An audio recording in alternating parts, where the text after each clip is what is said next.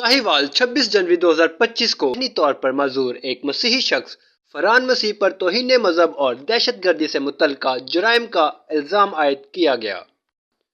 FIR report Pakistan penal code की दफ़ा 295A के तहत गल्ला मंडी थाने में दर्ज की गई।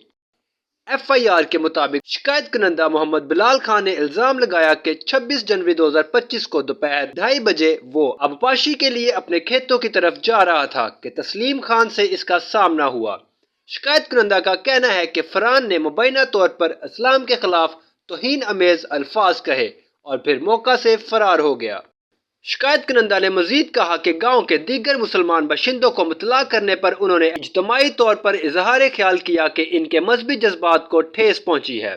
इसके नतीजे में फरहान मसीह की फौरी गिरफ्तारी का मुतालबा सामने आया, जिसके नतीजे में तौहीन मजहब और दहशतगर्दी के इल्जामात का इंदराज हुआ।